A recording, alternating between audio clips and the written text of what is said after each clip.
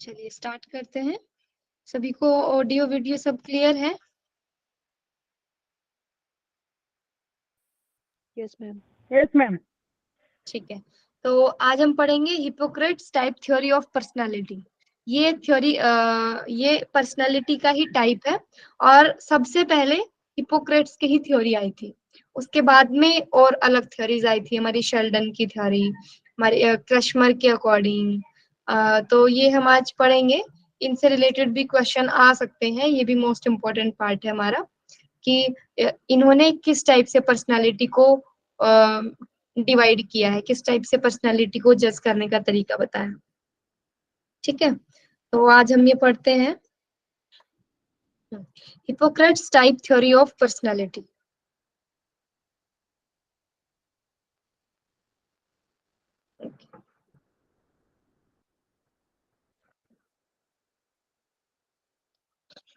इसमें क्या है, Hippocrates type of theory of personality. Hippocrates' theory of four humors basically states that the human body is made up of four substances. इन्होंने क्या बताया कि जो हमारी ह्यूमन बॉडी है, जो एक ह्यूमन बॉडी है, वो हमारे डिफरेंट टाइप ऑफ फ्लूइड से बनी है। ठीक है, उन फ्लूइड्स का नाम इन्होंने दिया ह्यूमर। ह्यूमर का नाम दिया उन्होंने उस फ्लूइड्स का, उन फ्लूइड्स का। ठीक है, जो ह्यूमन बॉडी है वो कोई ना कोई फ्लूइड से बनी हुई होती है। ठीक है, और उन फ्लूइड्स को इन्होंने डिवाइड कर दिया कि एक येलो बाइल है, एक ब्लैक बाइल है, एक ब्लड है, एक फ्लेगम है। ठीक है, इस टाइप से इन्होंने डिवाइड किया है, और इनका ओरिजिन भी इन्होंने बताया है, ओरिजिन कि कहाँ से ये आते हैं। ठीक है, जैसे येलो बाइल है वो लीवर से सिक्रेट होता है, ब्लैक बाइल किडनी से सिक्रेट होता है। ठीक है, ब्लड ब्लड तो हमारी पूरी बॉडी में होता है, and phlegm this is from lungs. ठीक है, तो ये ओरिजिन है, मतलब यहाँ से ये फ्लूइड आ रहे हैं। ठीक है, अब क्या होता है कि जिनमें ये ह्यूमर्स बैलेंस होते हैं वो परफेक्ट पर्सनैलिटी होती है। जिनमें ये सारे ह्यूमर्स बैलेंस में होते हैं तो उसे हम परफेक्ट पर्सनैलिटी बोलेंगे। ठीक है, हाँ, और जिनमें ये जो हमारे फ्लूइड्स हैं ये बड़े हुए घटे हुए होते हैं, किसी में कोई ज्यादा होता है कोई कम होता है, तो उसके अकॉर्डिंग ही हमारी पर्सनैलिटी बनती है। ठीक है, मैम ये फुल स्क्रीन कर दीजिए। Okay okay.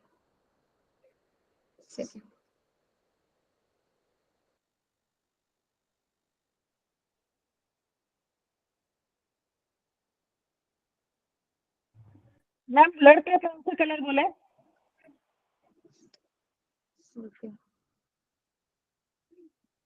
आवाज नहीं है, म्यूट है आप मैम, म्यूट है आप। ओके, हाँ म्यूट जी, है क्या आप। बोल रहे हो आप, अभी बताओ। ब्लड का कौन सा कलर बोले?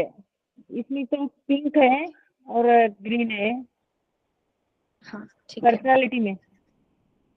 हाँ कलर नहीं बताया यहाँ पर, यहाँ पर इस तरीके से बताया है कि इसका ओरिजिन बताया है कि जो हमारा येलो बाइल है वो लीवर से सिक्रेट हो रहा है, और किडनी से ओके ब्लैक बाइल सिक्रेट हो रहा है, बॉडी से बॉडी ओके। ब्लड जो है वो पूरे बॉडी में है, और लंग से फ्लेगम हाँ सिक्रेट हो रहा है। बस सिर्फ ओरिजिन बताया है, इससे ज्यादा इसका कोई रिलेशन ओके नहीं है। हमें मेन बात करना है कि बॉडी टाइप बताया है उन्होंने फ्लूइड के अकॉर्डिंग कि कितना ज्यादा फ्लूइड है इसमें, और अगर सारे फ्लूइड्स बैलेंस में है तो कौन सी पर्सनैलिटी होगी, इस टाइप से बताया है। ठीक है, तो सबसे पहले है कॉलेरिक, कॉलेरिक पर्सनैलिटी। ठीक है, कॉलेरिक पर्सनैलिटी, तो इसमें क्या है मैं आपको बता दूंगी अभी, साथ के साथ आप लिख लीजिए। ठीक है, कॉलेरिक पर्सनैलिटी में क्या होता है, इसका एक स्क्रीनशॉट लिया था इसका। ठीक है, कॉलेरिक पर्सनैलिटी, इस पर्सनैलिटी में क्या होता है, जो पर्सन होते हैं वो बहुत ही डिटर्मिनेंट होते हैं। मतलब अपने गोल के प्रति मोटिवेटेड रहते हैं, पैशनेट रहते हैं कि हमें ये काम करना है, बहुत ही ईगर नेचर के होते हैं, बोल्ड होते हैं, बहुत क्विक होते हैं कि हमें ये कोई काम करना है तो उसको फास्टली डन करो। ठीक है, आप साथ के साथ नोट्स इसमें बनाते रहिए। वो बहुत ही डिटर्मिनेंट होते हैं, पैशनेट होते हैं, ईगर नेचर के होते हैं, बोल्ड होते हैं, बहुत क्विक नेचर के होते हैं। ठीक है, इस टाइप का है। तो ये पर्सनैलिटी है वो हमारे कलरिक में आती है। ठीक है, और उससे रिलेटेड कौन सा फ्लूइड है हमारा? Yellow fluid, yellow bile. इसमें बहुत कुछ है बताने को, पर मैं शॉर्ट में आपको समझा रही हूँ ताकि हम अगर डीप में जाएंगे तो हमारे पास इतना टाइम भी नहीं है और हम समझ भी नहीं पाएंगे अभी, क्योंकि टाइम कम है हमारे पास। नेक्स्ट है दूसरा जो पर्सनालिटी का इन्होंने टाइप बताया वो है मेलांचोलिक। ठीक है, इसमें क्या है, ये एक तरीके से नेगेटिविटी को शो करता है, मतलब वो थोड़े से नेगेटिव पर्सन होते हैं, मतलब थोड़े से उदास से रहते हैं और रिजर्व रहते हैं। ये नहीं, वो इंट्रोवर्ट टाइप के रहते हैं, उनको अच्छा लगता है कि ज्यादा हम किसी से घुले मिले बात बात करें। वो अपने ही काम में मस्त रहते हैं और दूसरों की भी वो आलोचना करते हैं। हाँ, क्योंकि वही बात है ना, अगर वो रिजर्व है तो वो दूसरों की करेगा, पर इसको हम इतना ही याद रखेंगे, वो नेगेटिव पर्सन होते हैं, अपने आप को रिजर्व महसूस करते हैं, रिजर्व रहना उनको अच्छा लग रहा है, और अपसेट है, अपसेट उनकी नेचर की क्वालिटी है। और इस तरीके के देखा जाता है कि ऐसे लोग ज्यादातर पोइट होते हैं, कि अब आप थोड़ा सा रिलेट कर सकते हो कि जो पोइट वगैरह होते हैं वो भी थोड़े से शांत रहते हैं, उनको पसंद होता है कि मतलब वो इंट्रोवर्ट होते हैं और रिजर्व रहना उनको पसंद आता है ना, तो वो सभी इसमें आ जाएगा। ठीक है, ये सेकंड टाइप हो गया। उसके बाद ये लिख लिया ना सभी ने?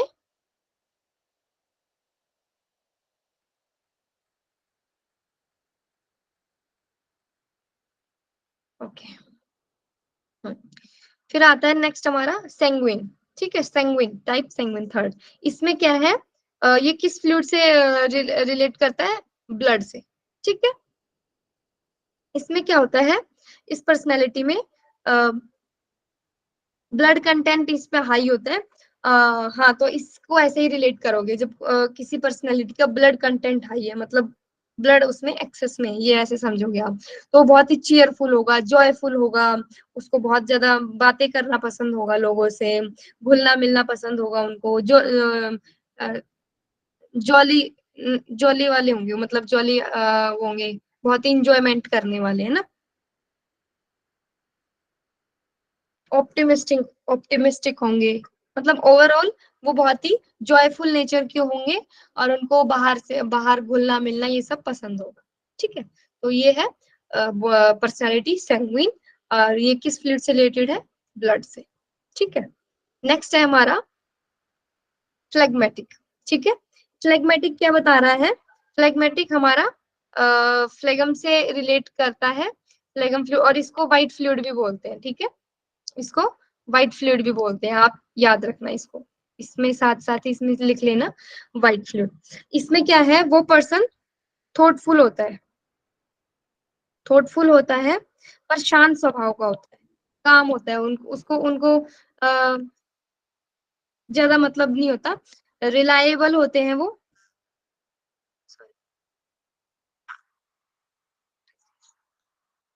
ठीक, ज्यादा एक्टिव नहीं होते, उनको ज्यादा वो जैसे हमें इसको ऐसे समझ सकते हैं, मतलब बात प्रकृति उसमें उनमें बहुत कम हो गई है ना, वो ज्यादा एक्टिव होना उनको पसंद नहीं है। ठीक है, नो मोर एक्टिव, रिलैक्स, शांत, स्थिर, ऐसा पसंद है।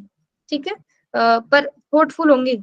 ठीक है, उनको सोचना और बस कुछ गिनी चुनी बातें ही बोलना और एग्जैक्ट बात बोलना, और स्थिरता पूर्वक किसी पे गहन चिंतन करना, ज्यादा नहीं बात करना, ज्यादा नहीं बोलना, सोशली भी ज्यादा नहीं है, तो ये इस टाइप के होते हैं फ्लेगमेट। ठीक है, क्लियर है सभी को Hippocrates type theory of personality में? हाँ जी, हाँ, एक बार पढ़ लेते हैं। Hippocrates theory of four humors basically states that the human body is made up of four substances. उन्होंने पर्सनालिटी को इस तरीके से बताया है कि जो एक ह्यूमन बॉडी है उसमें ये चार फ्लूइड्स होते हैं, तो जिनके ये चारों फ्लूइड्स बैलेंस होते हैं तो वो तो परफेक्ट पर्सनालिटी होती है, पर ऐसा तो होता नहीं। ठीक है, तो और फिर इसमें इन्होंने बता दिया कि अगर इसमें ये चीज डोमिनेंसी होगी तो वो कलरिक का होगा, ब्लैक बाइल डोमिनेंसी होगी मेलांचोलिक होगा, ब्लड ज्यादा होगा तो सैंग्विन पर्सनालिटी है, फ्लेगम होगा तो फ्लेगमेटिक पर्सनालिटी उनकी होगी। ठीक है, according to theory of four humors, substance that make up the human body are black bile, yellow bile, blood and phlegm. ठीक है, this हो गया। for ideal health they have to be in perfect balance, ये सभी balance में होना चाहिए। when this balance is lost it leads to sickness या फिर कोई स्पेसिफिक पर्सनालिटी हो। क्लियर है?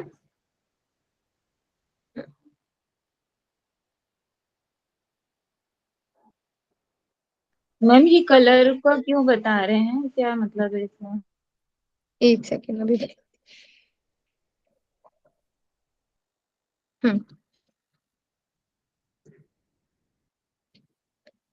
इन्होंने बाइल को डिवाइड किया है कि ये चारों बाइल हमारी बॉडी में होते हैं और वो एक स्पेसिफिक कलर को डिनोट कर रहे हैं।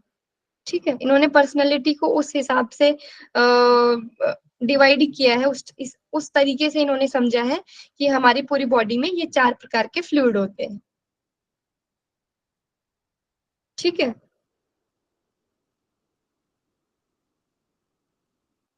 इन्होंने अपने तरीके से समझा होगा टाइप बना के जैसे भी है, पर हमें इसमें ध्यान रखने की चीज क्या क्या है।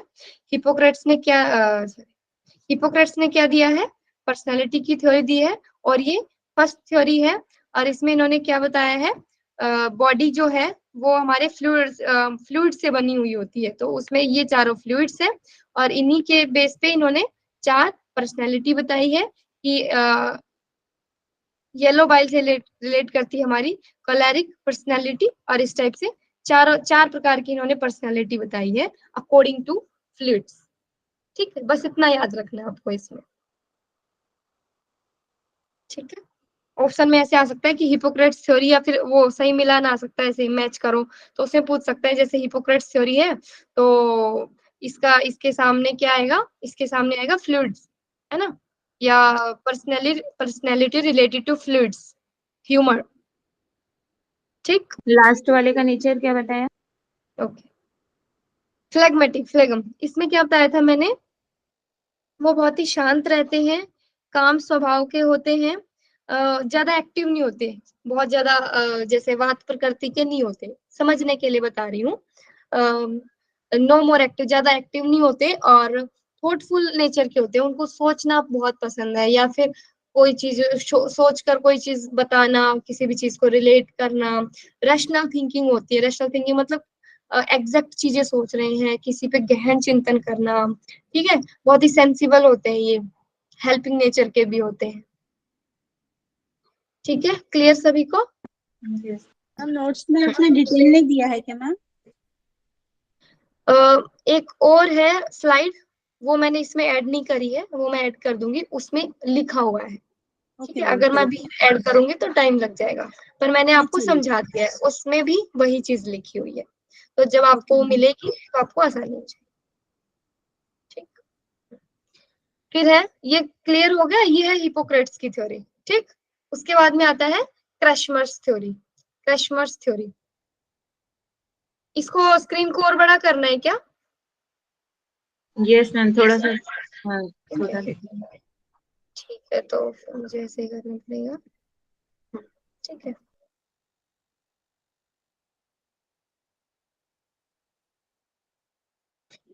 पीछे का रिवाइज कर रहे हो आप सभी, 5-5 मिनट निकाल के रिवाइज करते रहिए। मैम टाइम तो बिल्कुल ही नहीं मिल रहा अलग से पढ़ने का, इधर कितनी सारी क्लास, बीच में योगा क्लास लेनी होती है मैम, और घर के काम भी सारे, समझ रही हूँ मैं, आप सभी तो की बात इतना समझ होच रही हूँ। पोच लाइफ हो गई, मैं तो बिल्कुल सूख गई हूँ मैं। तो मेरी ऐसा चल रही डर थी लग रहा है कि नेट नहीं निकलेगा तो क्या होगा, जी। घर वाले भी ताने मारेंगे। हाँ, राधिका ऐसा जी ही और होता है सीख जब जाएंगी। जब मैं और JRF की तैयारी कर रही थी, नेट की तैयारी कर रही थी, तो मेरी मम्मी बोलती थी कम से कम खाने के टाइम पे बुक को रख दियो साइड। हाँ, मैं बना के सबको खिला देती हूँ और मैं क्लास लेते लेते टूस रही हूँ। चलो, ये हमारा एक प्लस पॉइंट था कि हमारा अभी तक हम स्टडी ही कर रहे हैं, तो हमें घर की प्रॉब्लम नहीं हुई। ये आपका एक आप चैलेंज और हो लोग, हाँ मैम, हमारे फैमिली संभालनी रहती है ना पूरी, हम्म, कैसे क्या होगा, मिसमैनेजमेंट हो रहा है मैम थोड़ा। हाँ, ये ईड ईगो सुपर ईगो है, सिगमंड फ्रॉइड की पर्सनालिटी थ्योरी है, ये भी हम पढ़ेंगे इसके बाद। ठीक है, तो ठीक है, तो ये है Hippocrates type of theory. Clear है ये सभी को? जो नेक्स्ट स्लाइड है उसमें भी सब लिखा हुआ है जो अभी मैंने बताया, तो वो भी आपको उसमें से भी क्लियर हो जाएगा। ठीक, नेक्स्ट है हमारा क्रशमर्स थ्योरी। क्रशमर्स थ्योरी, ठीक है, अब इसको पढ़ते हैं। इसको किसने दिया था? ये क्रशमर्स थ्योरी ऑफ पर्सनैलिटी, पर्सनैलिटी की सारी थ्योरी है ये। हिपोक्रेट्स, क्रशमर, नेक्स्ट हम शेल्डन पढ़ेंगे, ये सभी पर्सनैलिटी की थ्योरी है। ठीक है, ऐसे भी क्वेश्चन आ सकता है, पूछ लेंगे क्रशमर देके कि बहुत सारे मैसेज में आ जाएगा कि एक पर्सनैलिटी का थ्योरी है, एक पर्सनैलिटी डेवलपमेंट की थ्योरी है, एक क्या है। तो हमें ये बेसिक चीजें ये पता होनी चाहिए कि क्रशमर थ्योरी किसने दी थी? अर्नेस्ट क्रशमर ने दी थी। 1888 से 1964 इनका पूरा पीरियड रहा है, और ये एक साइकेट्रिस्ट थे, और जर्मनी के ये रहने वाले थे। ठीक है, next research on body typology. इन्होंने क्या काम किया था? इन्होंने काम क्या किया था? रिसर्च ऑन बॉडी टाइपोलॉजी इनका मेन काम था, मेन काम ये इन्होंने किया है। कैरेक्टरिस्टिक्स, इन्होंने बॉडी को पर्सनैलिटी के साथ रिलेट किया है कि अगर ऐसी बॉडी है, उसकी शेप, उसकी फिजिकल चीजों को बताकर फिर उन्होंने पर्सनैलिटी से कोरिलेट किया है। ठीक है, characteristic of body, body type, personality under comes, personality comes under type theory of personality. ये जो थ्योरी है वो किसके अंदर आती है? Type theory of personality. ठीक है, it comes under type theory of personality. Okay, और इन्होंने किसके बारे में बताया है? Research on body typology, characteristic of body types. ठीक है, जिन्होंने ये चीज बताई है, बॉडी टाइप और पर्सनैलिटी, इन दोनों को कोरिलेट किया है। क्लियर? नेक्स्ट है Kretschmer's type. Kretschmer's also divided into 4 types according to body build. ठीक है, तो बॉडी किसके अकॉर्डिंग बनी है, कैसी बनी है, उसके अकॉर्डिंग इन्होंने 4 टाइप्स यहाँ पर बता दिए। ठीक,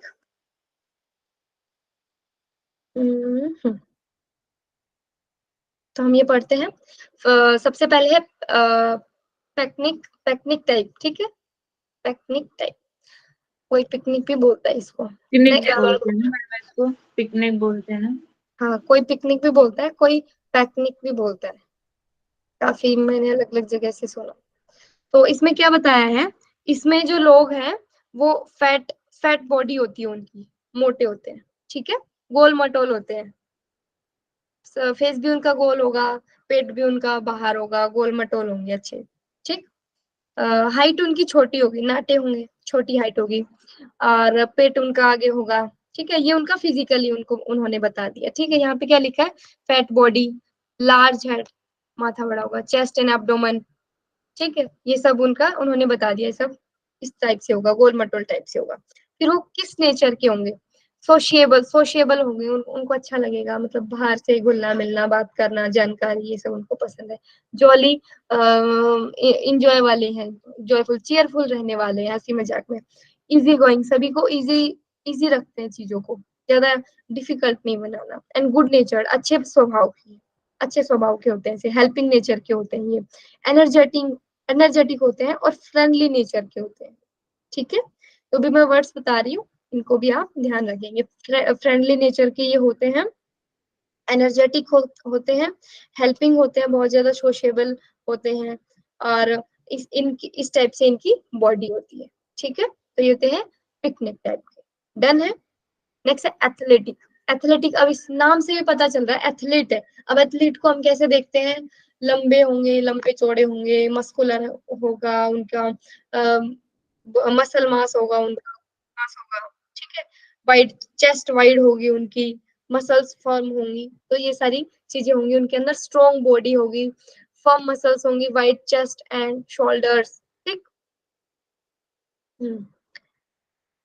ठीक है। बोन्स उनकी वाइड होंगी या फिर मस्कुलर होगा। ठीक है, और उसका उनका नेचर कैसा होगा? एनर्जेटिक, एनर्जेटिक होंगी। ठीक है, और वैसे भी आप समझ भी सकते हैं इसको, कोई भी अगर एथलीट भी होता है तो वो भी एनर्जेटिक होता है, बहुत ऑप्टिमिस्टिक होता है, चैलेंजिंग, चैलेंज एक्सेप्ट करने वाले, चैलेंजिंग होंगे वो। ठीक है, और सपोर्टिव, सपोर्ट करने वाले होंगे। ठीक, और ऐसे होंगे जो एडजस्ट इन एवरी सिचुएशन, किसी भी सिचुएशन में एडजस्ट करने वाले, ऐसे पर्सनालिटी होगी वो एथलेटिक। ठीक है, नेक्स्ट है एस्थेनिक। एस्थेनिक में क्या होता है? Lean and tall body. चलो मैं इसके सामने ऐसे भी बना देती हूँ, एक मिनट। अगर फास्ट हो रहा है तो बता दीजिएगा, थोड़ा स्लो कर लेंगे। तो पिकनिक में क्या याद रखेंगे? बोले ठीक है ना। एथलेटिक में क्या याद रखेंगे? ठीक ठाक। ठीक, एस्थेनिक में क्या याद रखेंगे? इस टाइप से, लंबे और पतले। ठीक है। हाँ, तो ये कहते हैं लीन एंड टॉल बॉडी, पतले होंगे, लंबे होंगे, रिजर्व, रिजर्व उनको पसंद होगा, रिजर्व रहना, मतलब किसी से ज्यादा अपनी बातें शेयर ना करना। शाई, शाई नेचर के होंगे, सेंसिटिव होंगे, पेसिमिस्टिक होंगे। पेसिमिस्टिक भी यही होता है कि अपने काम से काम रखना या फिर ज्यादा किसी से घुलना मिलना नहीं। ठीक है, सेंसिटिव नेचर के होंगे। और एस्थेनिक में हम अनसोशेबल बोल सकते हैं, अनसोशेबल होते हैं वो, अलोन रहना उनको पसंद है। ठीक है, और इसमें एक चीज है कि वो क्रिटिसाइज करने वाले होंगे, दूसरों को क्रिटिसाइज करने वाले, कि वो ऐसा है, वो ऐसे हैं, वो ऐसी है, इस टाइप के होंगे वो। ठीक है, इस टाइप की पर्सनैलिटी। क्लियर है? इसको लिख लीजिए, क्रिटिसाइज अदर्स, इस टाइप की पर्सनैलिटी होगी वो। ठीक है, अनसोशिएबल होंगे। क्लियर? ठीक है, तो ये क्या होगा हमारा एस्थेनिक। ठीक है, और डिस्प्लास्टिक क्या होता है? Undeveloped and disproportionate body. इनकी कोई शेप साइज नहीं होती, तो मतलब जो इन तीनों में नहीं आ रहा तो वो डिस्प्लास्टिक टाइप में आ जाएगा। ठीक है, जो इन तीनों में नहीं आ रहा वो डिस्प्लास्टिक टाइप में आ जाएगा, वो लंबे चौड़े सब हो सकते हैं। ठीक है, and also undeveloped and imbalanced, और इनके इमोशंस भी हम जज नहीं कर पाते जल्दी से। ठीक है, या फिर ऐसे बोल सकते हैं कि इमोशंस को हम उनके हाँ नहीं बता सकते, कभी कैसे रहेंगे। अनडेवलप्ड डिसप्रोपोर्शनेट बॉडी, ये तो बॉडी होगी उनकी, body personality. Also undeveloped and imbalanced, और उनके विचार भी जैसे इम्बेलेंस्ड है, कभी कुछ बोल दिया कभी कुछ बोल दिया, अनडेवलप्ड। ठीक है, इस तरीके से इसको समझेंगे कि जो तीनों में बिलोंग नहीं कर रहा वो डिस्प्लास्टिक में। ठीक है, क्लियर है सभी को? क्रशमर्स थ्योरी, हाँ, क्रशमर्स ने क्या बताया था? बॉडी टाइपोलॉजी के बारे में रिसर्च की थी, बॉडी टाइप की रिसर्च की थी, बॉडी किस टाइप की होती है, और उनको उसको कोरिलेट किया था पर्सनैलिटी से। क्लियर? यह क्रशमर्स थ्योरी। नेक्स्ट है शेल्डन्स थ्योरी। शेल्डन्स थ्योरी, हाँ, तो इसमें क्या है? ये भी शेल्डन्स थ्योरी, ये भी पर्सनैलिटी की थ्योरी। ठीक है, ये सभी पर्सनैलिटी की थ्योरी है। थ्योरीज तो बहुत सारी, पर जो मोस्ट इम्पोर्टेंट है वो अभी हम डिस्कस कर रहे हैं। तो इसमें शेल्डन ने क्या किया है? 3 टाइप की बताई है, 1, 2 एंड 3। ठीक है, एंडोमॉर्फ, मिजोमॉर्फ, एक्टोमॉर्फ, या फिर ऐसे भी बोल सकते हैं इनको, एंडोमॉर्फिक, मिजोमॉर्फिक, एक्टोमॉर्फिक। ठीक है, ये इनकी एक और इन्होंने कैरेक्टरिस्टिक बता दिया, विजरोटोनिक, सोमेटोटोनिक, सेरेब्रोटोनिक। ठीक है, इनको समझेंगे। पहले हम एक एक की बात कर लेते हैं। एंडोमॉर्फिक, ठीक है, एंडोमॉर्फिक की बात कर लेते हैं इसकी। ठीक है, ये कैसा होगा? वैसे भी आपको शेप से भी दिख ही रहा है। एंडोमॉर्फिक यहाँ से देखेंगे। ठीक है, अब इससे आप रिलेट करेंगे। एंडोमॉर्फिक, एंडोमॉर्फिक कैसी पर्सनैलिटी होती है? ये गोलाकार शेप के होते हैं, मतलब इनकी बॉडी साइज फिजिकल कैसा होगा? गोलाकार होगा, गोलाकार आकार में। ठीक है, फैटी होंगे, फैटी, ठीक है। हाँ, और फिर इन्होंने उसके बारे में बता दिया, उसके कैसे कैरेक्टर होगा उसका, ठीक है, कैसा उसका बिहेवियर होगा। वो एक्सट्रोवर्ट होगा, क्या होगा, एक्सट्रोवर्ट होगा, और हेल्पिंग होगा, बहुत ज्यादा सपोर्टिव होगा, ठीक है, मिलनसार होगा, सबसे चाहता है सबसे मिलूं, बात करूं, सोशेबली कम्युनिकेट करना, ये सब चीजें इनको ज्यादा पसंद होगी, ठीक है। अब इसको हम उनसे भी रिलेट कर सकते हैं, जैसे उसमें क्या था, ऐसा ही किसके बारे में था, जो बहुत ज्यादा मिलनसार है, जॉली, पिकनिक, है ना, पिकनिक। क्लियर है। अभी आप ऐसे थोड़ा थोड़ा रिलेट कर लो, ठीक है, ताकि कंफ्यूज ना हो और रिलेशन भी आपके दिमाग में रहे। कैरेक्टर, रिलैक्स्ड, सोशिएबल, बहुत सोशिएबल होते हैं, टॉलरेंट, टॉलरेट करने वाले होते हैं, कंफर्ट लविंग होते हैं, पीसफुल, शांत प्रिय होते हैं, पर इनको एक्सट्रोवर्ट रहना पसंद है, ठीक है। अब इनमें सेब बता दिए, सेब तो हमने डिस्कस कर लिया, प्लम, बक्सम, ये सब क्लियर है।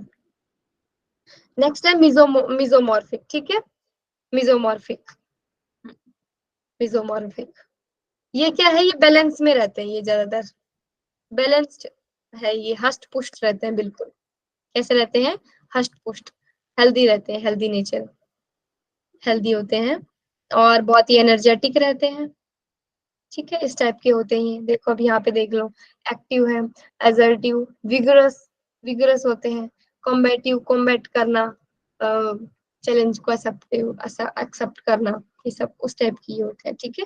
शेप इनकी ये मस्कुलर होते हैं, अच्छा, चेस्ट वेस्ट सब पूरा, मतलब हाइट वेट सब ठीक होती है, ठीक है, तभी यहाँ पे बोला गया है बैलेंस में होते हैं और हष्ट पुष्ट होते हैं, ठीक है। इसको हम किससे रिलेट करेंगे बताइए, एथलीट। एथलेट, ठीक है, सही बताया। उसके बाद में है एक्टोमॉर्फिक, ठीक है। एक्टोमॉर्फिक में क्या है, हाँ, हाँ, ये है एक्टोमॉर्फिक। इसमें क्या होता है, शेप इनकी लीन, पतली, डेलिकेट, पुअर मसल्स, पतले होते हैं, ऐसे याद रखो, ठीक है, पतले होते हैं, पतले दुबले होते हैं, और ये इंट्रोवर्ट होते हैं, इंट्रोवर्ट टाइप के होते हैं, कैसे होते हैं, इंट्रोवर्ट, ठीक है, क्वाइट, चुप रहना, फ्रेजाइल, जड़ प्रकृति के, है ना, मतलब ज्यादा घुलना मिलना नहीं किसी से, जैसे मेरे विचार है मैं उसी में ही संतुष्ट हूँ, sensitive, non assertive, non assertive होता है, रिस्ट्रेंड, रिस्ट्रेंड होते हैं, रिस्ट्रेंड का मतलब भी ऐसा ही होता है कि अपने आप में ही रहना, ज्यादा खोलना नहीं अपने आप को, ठीक है। और इसमें एक चीज होती है कि ये भी आलोचनात्मक होते हैं, मतलब ये दूसरों की आलोचना करने वाले होते हैं ज्यादातर, कि वो ऐसा है, वो ऐसा है, उसने ऐसा किया, ये सब, ठीक है। तो ये हम किस में रखेंगे, किससे रिलेट करेंगे इसको, एस्थेनिक। ठीक है। अब इसमें मैच कर लो आप, ठीक है। पिकनिक एंडोमॉर्फिक था, एथलेटिक मिजोमॉर्फिक था, एस्थेनिक एक्टोमॉर्फिक था, क्लियर है। ऐसे भी ये क्वेश्चन आ सकता है, ये दिमाग में बिठा लेना, ये जो है पूरा इसको दिमाग में रखना है, ठीक है। Kretschmer's body body type, Sheldon's body type, characteristic, asthenic, athletic, pyknic, dysplastic, ectomorphic, mesomorphic, endomorphic, ठीक है। Asthenic, ectomorphic, lean, slim, shallow chested and tall in proportion to their height. Athletic कैसे होते हैं, muscular, broad shoulders, developed chest, strong, robust, ठीक है। and picnic, endomorphic, इससे relate करेंगे। अब ये कैसे होते हैं, लार्ज हेड, राउंड फिगर, छोटे गोल मटोल, ठीक है, इस टाइप के होते हैं। और इनके वो भी आप उसको भी डायग्राम वो टेबल में लिख सकते हो, उनका फिर नेचर कैसा होगा, ठीक है। तो ये अनसोशेबल होगा, ठीक है, मिलनसार नहीं होगा, रिजर्व इनको पसंद है, ये मिलनसार होगा, बहुत सोशेबल होगा, सोशेबली कनेक्ट होना सभी से, ये सब आता है इसमें, ठीक। तो इस तरीके से आप करेंगे, क्लियर है सभी को, किसी को कोई डाउट। तो ये मोस्ट इम्पोर्टेंट है, ठीक है, हिपोक्रेट्स, क्रशमर, शेल्डन्स टाइप, ठीक। हाँ, तो सब हो गया। इसके बाद में फ्राइड्स की पढ़नी थी, पर इसमें मैंने सब नहीं लिखा है, पर हम अभी इसमें क्लियर कर लेते हैं, ठीक है। मतलब मैंने पूरे नोट्स नहीं बनाए हैं, पर हम पढ़ लेंगे इसको, ठीक। इसमें साइको एनालिटिकल थ्योरी है ये, इड, ईगो, सुपर ईगो। किसने दिया है साइको एनालिटिकल थ्योरी? फ्रॉइड ने, सिगमंड फ्रॉइड। हाँ, तो ये मोस्ट इम्पोर्टेंट पॉइंट है कि साइको एनालिटिकल थ्योरी किसका है? सिगमंड फ्रॉइड का, ठीक है। जिसमें क्या है? इड, ईगो, सुपर ईगो, ये, ठीक है। इसको ये हटा देंगे, ये एडिटिंग करनी है इसकी, अब इसमें देखेंगे सिर्फ। According to Freud's psychoanalytical theory,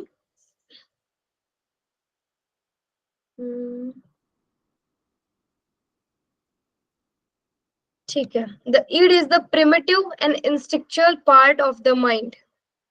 ईड के बारे में बता रहा है कि ये क्या है, ठीक है।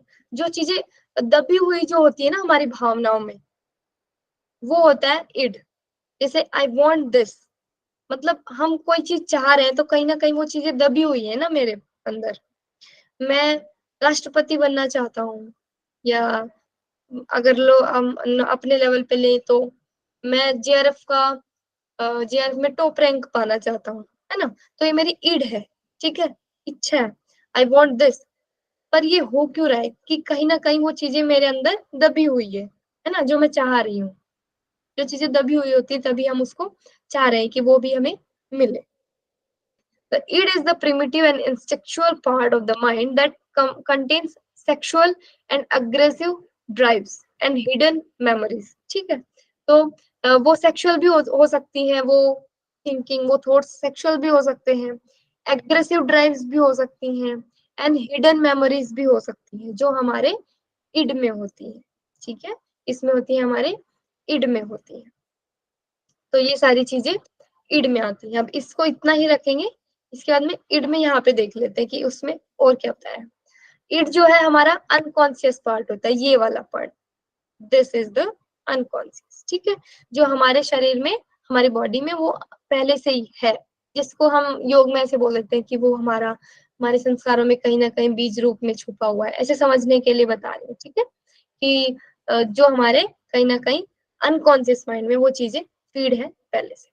It is the only component of personality that is present from birth. ये बर्थ से ही प्रेजेंट होता है, ठीक है। क्वेश्चन आ सकता है कि सिगमंड फ्रॉइड के पर्सनालिटी, साइकोएनालिटिकल पर्सनालिटी में बर्थ से ही जो प्रेजेंट होता है वो कौन सा होता है? तो इड बर्थ से ही होता है, और इसको क्या बोलते हैं? Store house of unfulfilled Dzire, ठीक है।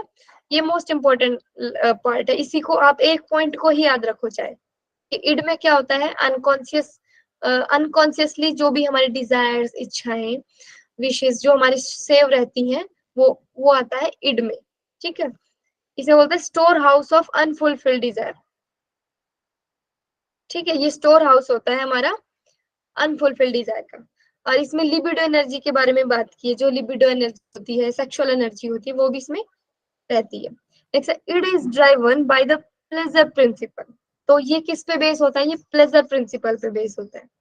इड जो है वो प्लेजर प्रिंसिपल पे बेस होता है, which strives for immediate gratification of all desires। जिनको इमीडिएट ग्रेटिफिकेशन चाहिए अपने डिजायर से, अपनी इच्छाएं, नीड्स, मतलब उनको इमीडिएट चाहिए ही। अगर वो इमीडिएट नहीं मिलता तो फिर वो उनकी इच्छा बन जाती है, मतलब उनके स्टोर हाउस में वो सेव हो जाती है वो चीजें, ठीक है। और ये जो इड है ये हमारे स्टार्टिंग से ही, ब्रेस्ट फीडिंग से ही स्टार्ट हो जाता है, उसी से ही हमारे अनकॉन्शियस माइंड में वो चीजें बैठती जाती हैं, ठीक है। तो इड क्या है? ये है हमारा अनकॉन्शियस माइंड में, ये अनकॉन्शियस माइंड में वो चीजें सेव रहती हैं, बर्थ से ही प्रेजेंट होता है, और इसको हम बोलेंगे अनफुलफिल्ड डिजायर। ये चीजें याद रखो, जो चीजें हमारी अनफुलफिल, जो हमारी चीजें फुलफिल नहीं होती हमारी लाइफ में, तो वो हमारे अनकॉन्शियस माइंड में फीड हो जाती है। इसको मैं एक एग्जांपल के थ्रू समझाऊंगी। जैसे कि आप चाह रहे थे आज आप किसी से बात करना चाह रहे थे, ठीक है। कोई लड़का है, वो किसी लड़की से बात करना चाह रहा था, ठीक है, या फिर थैंक यू बोलना चाह रहा था उसको, पर वो बोल नहीं पाया, ठीक है, या ऑपोजिट लगा लो आप। तो क्या होता है, फिर रात को हम जब डीप स्लीप में जाते हैं ना, ड्रीम स्लीपिंग में, तो उसमें जो हमारे अधूरे काम जो होते हैं उनको हम पूरा करते हैं। हम नींद में बोलेंगे thank you, thank you, thank you uncle. ठीक है, जो क्योंकि हम उसको पूरा करना चाह रहे हैं, वो हमारे अनफुलफिल्ड डिजायर है, वो फुलफिल नहीं हुई तो हमारे अनकॉन्शियस माइंड में से हो जाती है, तो उसको बोलते हैं हम इड। ठीक है, इस टाइप से। क्लियर है? और इसमें फिर सेक्सुअल एनर्जीज भी इसी के अंदर आती है, इड के अंदर, जो कहीं ना कहीं हमारे छुप हुई है अंदर। क्लियर है सभी को? इनको ऐसे ही रिलेट करना है, इड अनकॉन्शियस। ठीक, नेक्स्ट है ईगो। ईगो क्या होता है? कॉन्शियसनेस, कॉन्शियसनेस से रिलेट कर रहे हैं इसको। ठीक है, ego is the personality component responsible for dealing with real ego is the personality component responsible for dealing with reality. ये रियलिटी पर बेस होता है। किस पर बेस होता है? रियलिटी, जो अभी हम लाइफ जी रहे हैं, इसको हम प्रैक्टिकल बोलेंगे। ऐसे बोलते हैं कि भाई तुम तो ख्यालों में जीते हो, पर प्रैक्टिकली कब सोचोगे उस चीज को। ठीक है, तो जो ईगो है वो हमारा प्रैक्टिकली बेस होता है, जो रियलिटी जो है अभी लाइफ में। ठीक है, हम सोचते हैं तो बहुत कुछ है, पर ऐसा होगा तो नहीं ना। अब मैं सोच रही हूँ मैं हीरोइन बन जाऊं, पर ऐसा अभी पॉसिबल नहीं है। ठीक है, या मुझे पता है कि रहना तो मुझे यही है, पढ़ना तो मुझे योगा है, तो मैं, ये होता है हमारा ईगो। ठीक, और जो मैं सोच रही हूँ मुझे ऐसा करना है, वो क्या है? मेरा इड।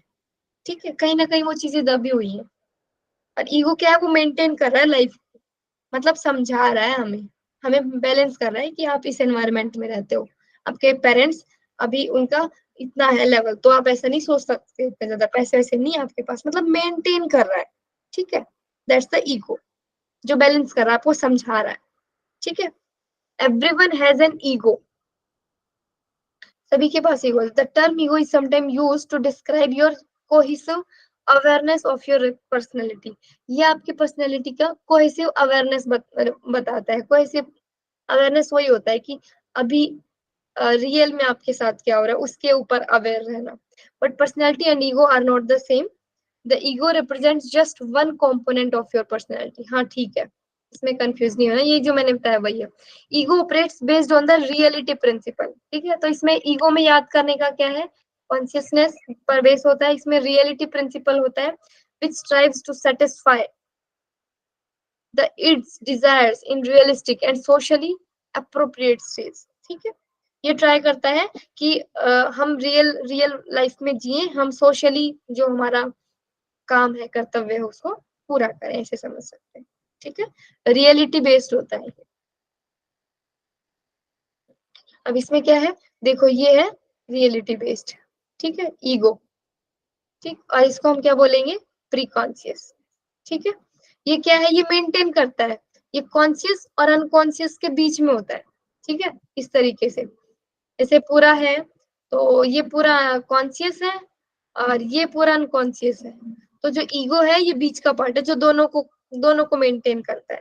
मेरी इच्छा ऐसी है, मुझे मिल ऐसा रहा है, दोनों को मैं कनेक्ट करूँ। ठीक है, बीच की स्टेज जो मतलब हम बोलते हैं कि हम तो पता नहीं क्या क्या सोचते हैं, पर हमें जीना तो यही है ना, रियल लाइफ तो हमारी यही है, तो दैट्स द ईगो।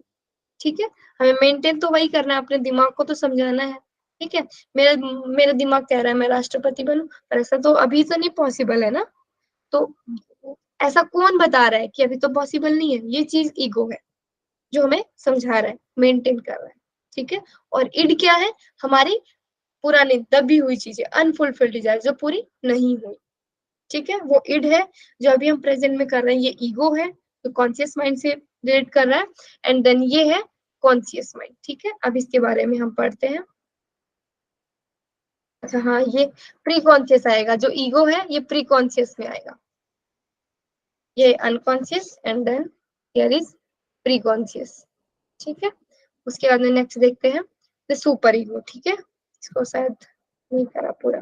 ठीक है, super ego, the last component of personality to develop is the super ego. ये super ego, according to Freud, super ego begins to emerge at around age 5। तो ये अराउंड 5 की एज तक ये start होता है। Super ego holds the internalised moral standards and ideas that we acquire from our parents and society.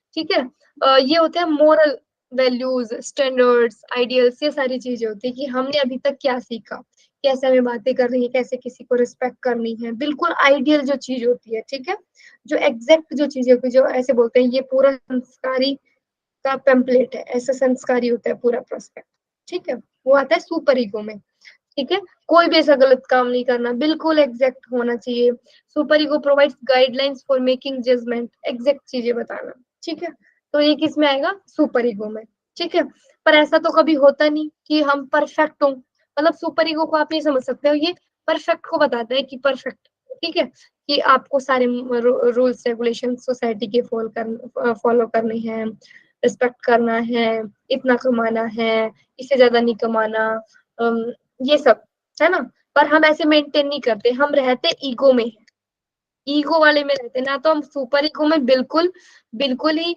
हम वो है कि जैसे जो जो रूल्स बने हुए हैं उसको पूरा फॉलो करना है, ना तो हम ऐसे हैं, ना हम ऐसे हैं कि पूरा ही हम डिजायर्स में जी रहे हैं, ठीक है, हम इन दोनों को मेंटेन करके बीच में ईगो में रहते हैं, ठीक है, ऐसे तो ये है कि हमें क्या बोलते हैं, इतने पैसे कमाने हैं, इतने पैसे खर्च करने चाहिए, ऐसे वैसे होना चाहिए, ऐसे होना चाहिए, पर ऐसा सब तो नहीं करता ना, सब नहीं करते, सुपर ईगो का मतलब होता है एग्जैक्ट चीजें सभी को ऐसे ही करना चाहिए, ऐसे ही करना चाहिए, ठीक है, तो इसीलिए उसको मेंटेन करने वाला कौन है, ईगो, ठीक है, जो बीच में होता है, ठीक है, सुपर ईगो है, सुपर, ये थोड़ा बड़ा हो जाएगा तो इसमें हम ध्यान नहीं देंगे अभी, ठीक, इसको इतना ही समझेंगे कि ये है इड, ईगो, और ये सुपर ईगो, ठीक है, ये तो बहुत ही समझदार हो गया, और ये बहुत ही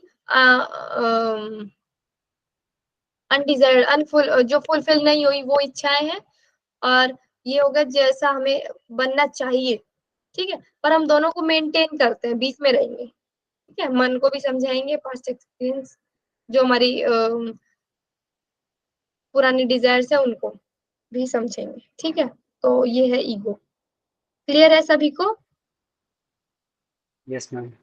हाँ, ठीक है, तो क्या बताया था इन्होंने, ये इनकी थ्योरी है, 3 लेवल ऑफ कॉन्शियसनेस इन्होंने बताया, फ्राइड ने, conscious what we are thinking about और experiencing at any given moment, किसी भी गिवन मोमेंट पे हम क्या सोच रहे हैं, ठीक है, क्या हम एक्सपीरियंस कर रहे हैं, प्रेजेंट समझ सकते हैं, what we can readily, next pre conscious, what we can readily call to consciousness, ठीक है, जिसको हम मेमोराइज कर रहे हैं, जो हमारे पीछे सेव हो गया, ठीक है, उसको हम बोलेंगे मेमोराइज नॉलेज, ठीक है, क्योंकि नॉलेज भी तो किसके बेस पे होता है, पास्ट एक्सपीरियंस के बेस पे ही तो होगा, पहले हमने कॉन्शियसली कुछ देखा, कुछ समझा, कुछ सीखा, फिर वो हमारी चीज सेव हो गई, सेव होने के बाद जो चीज सेव हुई है वो फिर प्री कॉन्शियस में आ जाती है, thoughts, desires, impulses of which we are not aware, जो चीजें कहीं से कुछ सुन सुन के जो हमारे अंदर बैठी रहती है, बैठी रहती है, और हम उसको याद नहीं कर रहे, या फिर कर भी रहे हैं तो बट वो कहीं ना कहीं बैठती जा रही है अंदर ही अंदर अंदर, ठीक है, तो वो होता है अनकॉन्शियसली वो सेव होता जा रहा है हमारे माइंड में, ठीक है, this is the largest level of consciousness, तो बहुत सारी चीजें ऐसी हैं जो अनकॉन्शियसली सेव रहती हैं, ठीक है, इसमें थॉट्स, डिजायर्स, ये सब आ जाते हैं, प्री कॉन्शियस तो हम याद करते रहते हैं चीजों को, जैसे हम पढ़ रहे हैं फिर उसको याद करें तो वो हमारे प्री कॉन्शियस माइंड में रहता है, फिर कॉन्शियस तो अभी जो प्रेजेंट जो चीज चल रहा है, ठीक है, तो इन चीजों को उससे रिलेट किया गया है, ठीक है, ये भी इनकी थ्योरी है, conscious, pre conscious, unconscious and id, ego, super ego, ये भी इनकी थ्योरी, इन दोनों को रिलेट किया इन्होंने, ठीक है, क्लियर है सभी को, यस मैम। तो ये आपको लास्ट याद पे कॉन्शियस वाला, ओके, ठीक है, फिर से पीछे जाना पड़ेगा, ओके, हम्म,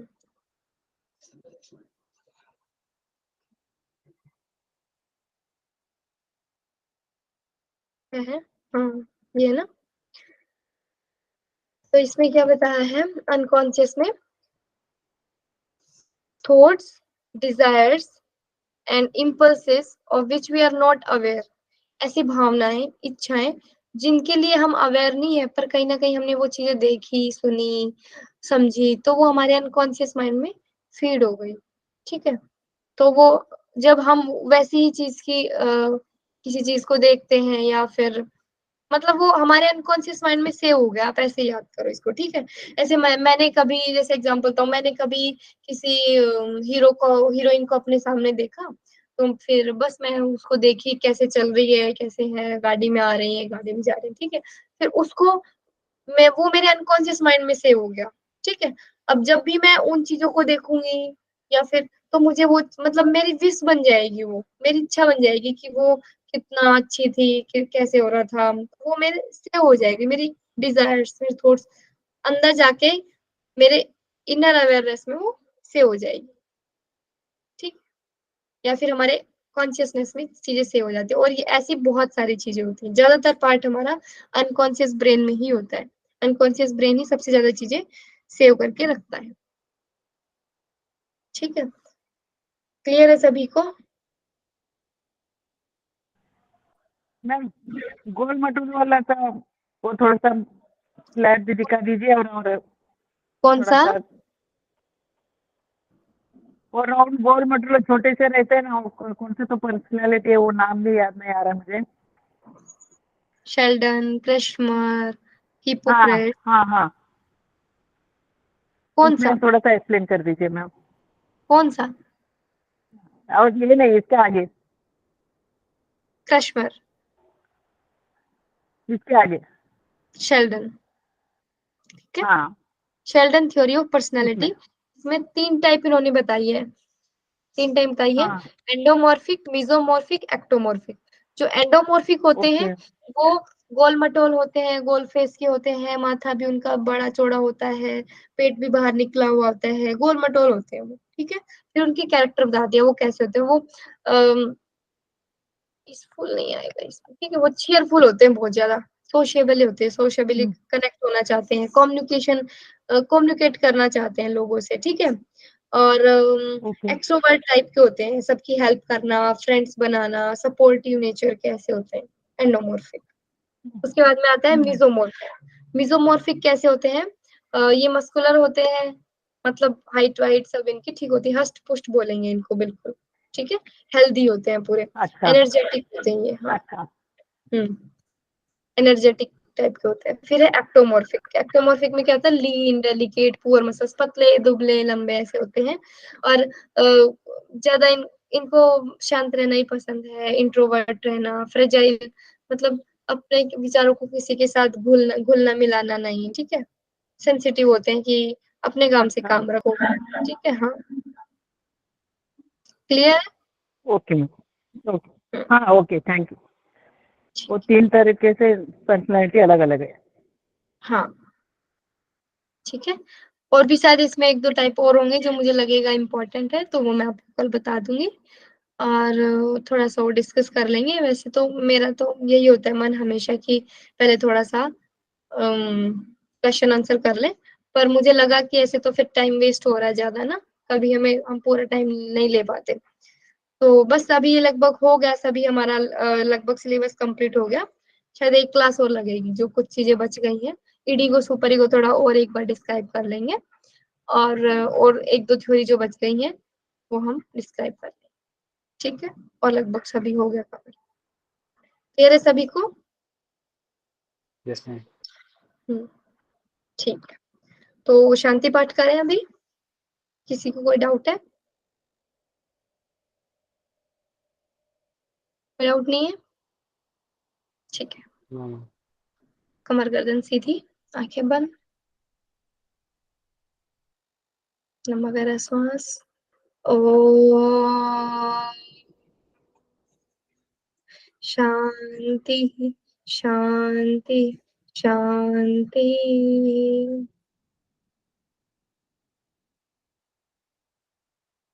प्रणाम सभी को, सभी अच्छे से पढ़ाई कीजिए। कोई भी डाउट होता है तो आप पर्सनली मैसेज करके भी पूछ सकते हैं या फिर ग्रुप में भी डाल सकते हैं।